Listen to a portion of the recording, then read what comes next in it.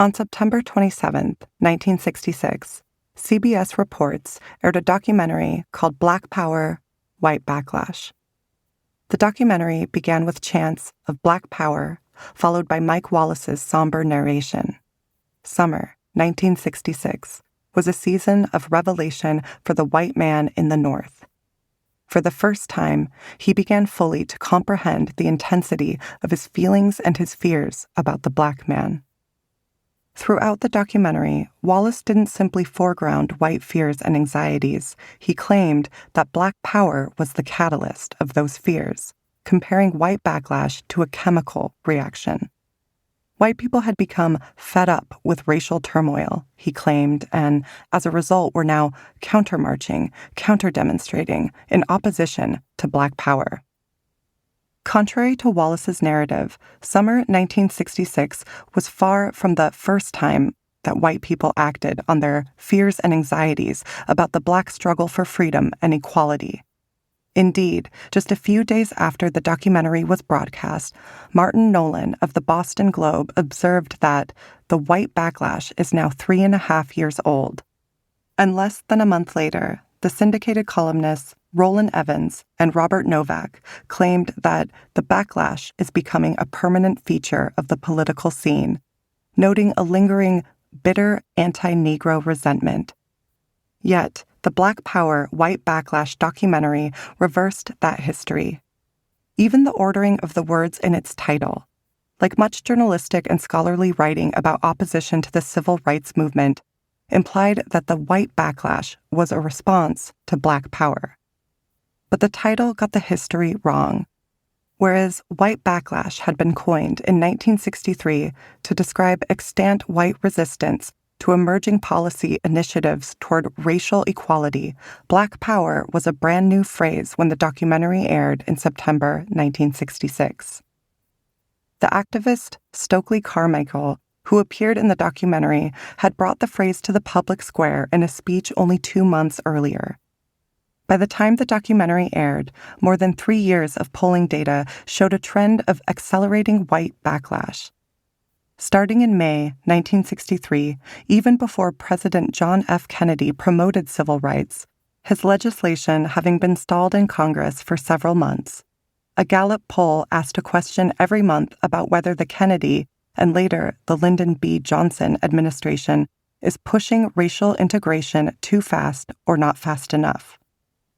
For the next 15 months, George Gallup reported that those who thought things were moving too fast grew with the ratio of person who said too fast to not fast enough, increasing every month from 2-to-1 to 4-to-1. By October 1963, 50% of Americans said JFK was going too fast. Headlines like Gallup too fast and integration push too fast in feeling of those surveyed appeared regularly. The reversal of agency on display in the documentary, in which civil rights extremism caused white counter-reaction, was not an aberration but was actually typical of how white backlashes have long been explained and continue to be understood today. Commentators often misassign responsibility for backlashes, as Wallace did, by implying that African American activists are the responsible party, assigning agency and causality not to the backlashers but to the movements for social equality to which the backlashers are allegedly responding. In one common formulation, for example, the journalist and historian John Judas wrote in 2019 that the rise of the civil rights movement sparked a powerful backlash among some white voters. If the movements had acted more cautiously and not been as bold, then, according to the conventional wisdom, the backlash might have been averted. This essay examines how the mythology about backlashes developed, showing how, since the era of Reconstruction, 1865 through 1877, both commentators and backlashers have minimized and often denied their agency, instead explaining the movements they joined, supported, and celebrated as an inevitable and even natural reaction to what they characterized as excessively rapid campaigns for social change or overly aggressive government policy promoting civil rights. Many other backlashes, against feminism, LGBTQ rights, and the New Deal, to give only a few examples, followed a similar dynamic. This essay is devoted to the white backlash, focusing on its three most intense phases: the eras of Reconstruction, the Civil Rights Movement, and the Obama-Trump presidencies. Understanding how the mythology about backlash emerged and became cliched tracks a largely continuous thread across the U.S. history of white resistors to racial justice, claiming exemption from three fundamental principles of politics: agency, responsibility, and causation. If most social movement actors see themselves as seeking to initiate, produce, and consolidate change, backlashers, by contrast, consistently self-describe as acted upon rather than acting, and as the victims of changes that are being foisted upon them and that they fear. The idea that backlashers are acted upon rather than actors coincides with an equally common myth about backlashes that Wallace also put forth, which is that they are a defensive response to Black militants. As the Gallup polls of 1963 through 1964 reveal, however, backlashes are typically preemptive rather than reactive. Although the Pulitzer Prize-winning reporter Relman Morin, like Wallace, defined the backlash in 1966 as the term for white reaction to recent Negro riots, and to the Negro militants' cry, Black Power, this does not capture how backlashes actually occur. More accurately understood as persistent, not episodic, backlashes are the continuous, long-term, and ongoing attempt by white conservative reactionaries to stand in the way of Black people's demands for equality. Indeed, it was this pattern of white opposition that made African American campaigns for equality necessary in the first place. Although the phrase political backlash had been used occasionally in the past, it was only in the early 1960s that it came to stand as shorthand for specifically conservative reaction to civil rights agitation. For example, an article in February 1960 noted that presidential candidate Lyndon B. Johnson is feeling a backlash from the South for his efforts to get Senate action on a civil rights bill. In June 1963, the month when President John F. Kennedy began his push for serious civil rights legislation, Evans and Novak spoke of the first backlash of civil rights turmoil. And the term quickly became what one columnist the following year called the word of the year in American politics, a key analytical category in the presidential election between Johnson and Barry Goldwater. It came to stand for a topsy-turvy rebellion in which white people with relative social and political power perceived themselves as victimized by what they described as the overly aggressive actions of African Americans demanding equal rights and their white supporters in the political world. Backlash, as the New York Times columnist Tom Wicker wrote, is nothing more nor less than white resentment of Negroes. White backlash was a novel phrase, but the phenomenon it described was nothing new. As Martin Luther King Jr. pointed out in Racism and the White Backlash, an essay he wrote shortly before his assassination in 1968. The sports journalist Howard Cosell said something similar during the 1968 Olympic Games in response to those who condemned the protests of African American athletes. He's aware of backlash, but says he's had it for 400 years. Indeed, as King noted, it captured one of the deepest patterns in American history, which we can date back to the Reconstruction era at least, when the country's first experiment in interracial democracy was met with fierce opposition. As soon as the first Republican governments were inaugurated, wrote Lerone Bennett Jr. of Reconstruction, counter-revolutionaries sprang into action. Bennett called this the first white backlash. You cannot have a backlash without backlashers. This may seem like a truism so obvious that it is barely worth noting, but backlashes are almost unique among political movements in how they are, or more accurately, fail to be explained. When we seek to understand, say, the agrarian rebellion of the 19th century, or the women's and civil rights movements of the 20th century, we usually start by exploring not only the conditions that led to their actions, but the motivations of those who led and joined these campaigns, how these movements were built, and how their actions succeeded and failed. Yet, in the world of political commentary, backlashers are rarely treated as agents of history, the people who participate in them seen as bit players rather than catalysts of the story, reactors rather than actors, ciphers playing a prescribed and predetermined role rather than protagonists making choices and taking action. Backlashers are often described not as choosing to participate in backlashes, but as, in a variety of ways, being forced, almost against their will, into them. Wearied and angered by all the placard waving and demonstrating, as the journalist Dick Nolan wrote in October 1963, or, as Judas put it, sparked into action. Social movements, however, do not magically happen. As the great historian of populism Lawrence Goodwin has written, history does not support the notion that mass protest movements develop because of hard times. The masses do not rebel in instinctive response to hard times and exploitation because they have been culturally organized by their societies not to rebel. His point was that propitious conditions alone do not, indeed cannot, make popular movements. To become movements, they require not just an impetus, which is a necessary but not a sufficient cause, but the actions of large numbers of people acting in concert. The claim of a Virginia newspaper in 1968 that a white candidate's appeal to Negro voters set off a backlash was typical of how the media often assigned agency for the cause of backlashes, assuming the instinctive response that Goodwin warned against. That a candidate's appeal for black votes would automatically spark a white backlash, not a self-evident proposition, was assumed rather than explained. Goodwin was describing subaltern protest, but we can apply his lessons to top-down social movements of the relatively powerful, such as white backlashes, as well. His argument that social movements are a matter of agency as well as conditions applies to reactionary as well as radical ones. Movements of the right are no more inevitable than those of the left. In her study of grassroots conservatism, Lisa McGurr argues that the age of Reagan did not spontaneously arise in response to the liberal policies of California Democrats.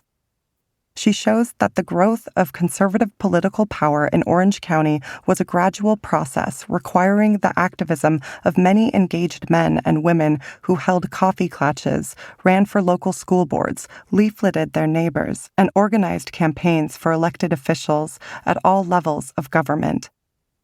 This is to say that backlashes are long-term political projects, not one-off natural events. Yet backlashes are often described, as Mike Wallace did in the Black Power, White Backlash documentary, as automatic and mechanical, a reflexive response to the speed and depth of social change or political or legal frameworks.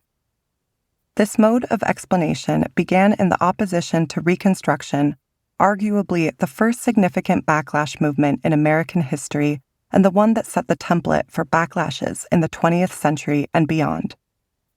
Your Reconstruction acts were calculated to make the Ku Klux Klan, said Senator Allen G. Thurman of Ohio in 1870. Although the term wouldn't be employed for nearly a century, Thurman's comment encapsulated the essence of backlash discourse, laying the blame for reactionary anti-Black violence not on those who participated in it, but on those seeking to promote racial equality. Although he insisted that he was not justifying the Ku Klux, the senator argued that the terrorist organization was the inevitable result of radical policies. Inevitability was key in describing the Klan as made by radical Republicans.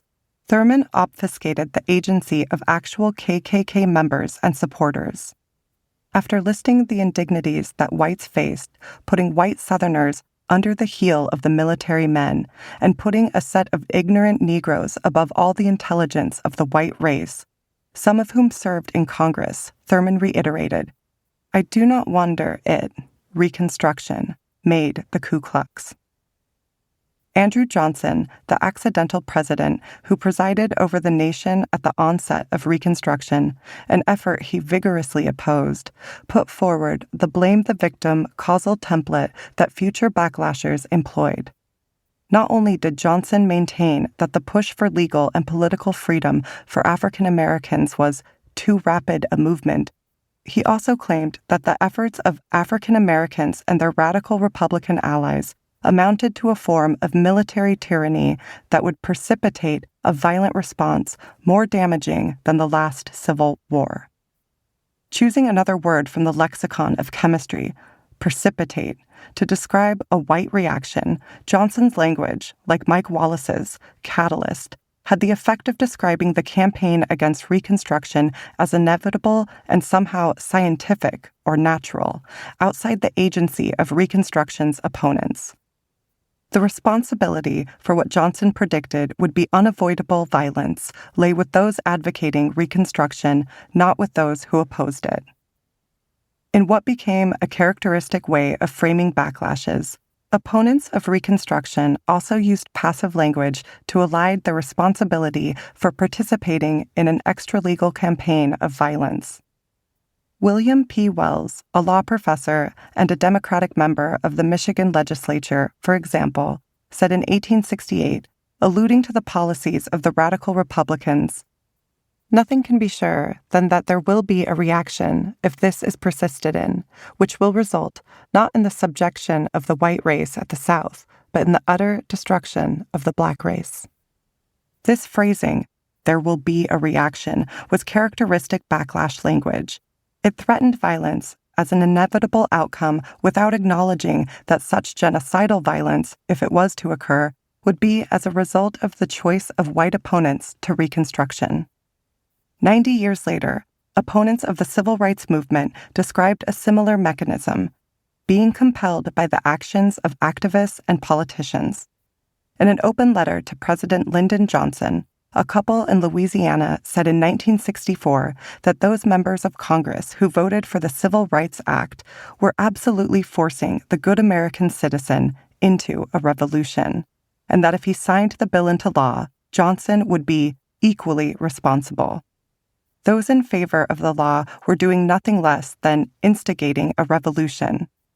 The letter writers suggested that they had little choice but to participate in that revolution for which their political enemies were culpable. As in the Reconstruction era, the two most frequent modes of backlash rhetoric were to blame the victim and to claim that the movements for racial justice were moving too quickly, both of which mandated reaction. As the Atlanta Constitution said in a 1961 editorial praising President John F. Kennedy's go-slow approach to civil rights, time after time, we have witnessed these futile and divisive battles in Congress over civil rights legislation which Southern politicians in particular are forced to oppose. Why they were forced to oppose, the paper did not say. In 1964, a Wisconsin newspaper predicted that the Civil Rights Bill, like the Prohibition Amendment, will foment trouble for many years to come. It predicted that congressional decrees, too unpopular to stomach for many, just won't be accepted. And congressmen claimed that they were forced to oppose the Civil Rights Bill for a variety of reasons, including that it was too extreme, so drastic that it was too fast, or that their white constituents opposed it. In 1966, a columnist for the Jackson MS Clarion Ledger said that if the members of Johnson's administration insist upon ignoring and trampling majority rights in efforts to favor minority groups, they may in time provoke a white revolution. The language of fomenting, provoking, and forcing not only placed the onus for the backlash on pro-civil rights activists and politicians, it also denied the persistence of white supremacy.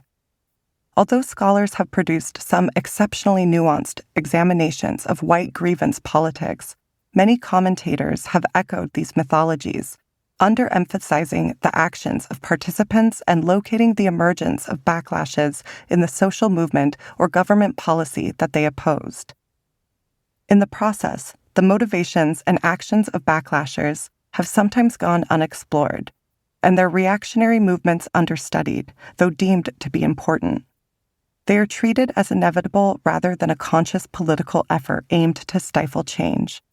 For example, in his excellent book, The Unraveling of America, Alan J. Matisow wrote that ghetto rioters, anti-war protesters, and pot-smoking hippies created a backlash against liberalism. This frequently repeated formulation mistakenly locates the agency of backlashes in the rioters, protesters, and hippies, rather than in the participants in the backlashes themselves. In a review of Matisow's book, Gordon Turtle made an even stronger claim. The emergence of Blacks and the search for a just society did not create a more tolerant America, as the liberals predicted. It unraveled America and caused a backlash that elected Richard Nixon before the liberals had a chance to knit together a more new, improved America. The claim that it was the search for a just society, rather than people mobilizing in opposition to it, that caused a backlash denies agency to the backlashers because it assigns the cause to the quest for justice and thus minimizes the importance of recognizing the motivations, organization, and political leadership of the backlashers. In this manner, backlashes have often been naturalized rather than explained.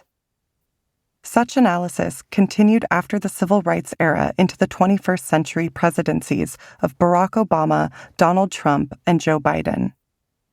Dan Balls of The Washington Post wrote in 2020 that Obama's election produced a backlash that gave rise to a Tea Party movement fueled by anti-government resentment, but also by racial resentment, which implies that his election was the causal agent. Jim Tankersley and Jason DeParle, writing in the New York Times in 2021, explained that Biden's popular COVID relief package, which the Republicans unanimously opposed, might backfire. The law could provoke a Tea Party-style backlash of the sort generated by the Obama administration's efforts to jolt the economy back to health in 2009. The words produced and provoked suggest that Obama and, later, Biden caused the backlashes and bear the main responsibility for their appearance. If we agree that backlashes are not inevitable and sometimes do not happen in the wake of campaigns for social equality, then we must be careful about explanatory devices that treat them as stimulated, to use political scientist Ronald Inglehart's term, by social movements, legislation, or cultural change. These framings evade important questions of agency and offer an unconvincing account of causality.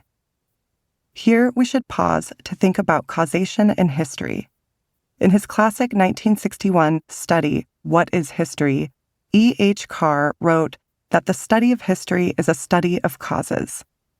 Historians, who have been equally interested in how, as well as why, change, or continuity, happens, might not fully concur with Carr, but they continue to agree with him that almost any historical event has a multiplicity of causes, and that part of the job of the historian is to sort through them to determine which are most important. As Carr wrote, the hierarchy of causes, the relative significance of one cause or set of causes, is the essence of historical interpretation. Carr offers a thought experiment to show why it is important to think hard about causation. Jones is driving home from a party at which he drank too much alcohol in a vehicle with defective brakes. At a blind corner whose visibility is notoriously poor, he hits and kills Robinson, who was crossing the road to buy cigarettes at the shop on the corner. Although all these facts are technically conditions of Robinson's death, Carr's point is that not all of them count equally as causes. It is true that, of course, Robinson was killed because he was a cigarette smoker, but that Robinson went to buy cigarettes is not on par with the fact that Jones was drunk and driving a car that did not work properly on a dangerous stretch of highway. History is a process of selection in terms of historical significance, says Carr, meaning that historians have to sort among causal factors to pick the most decisive ones.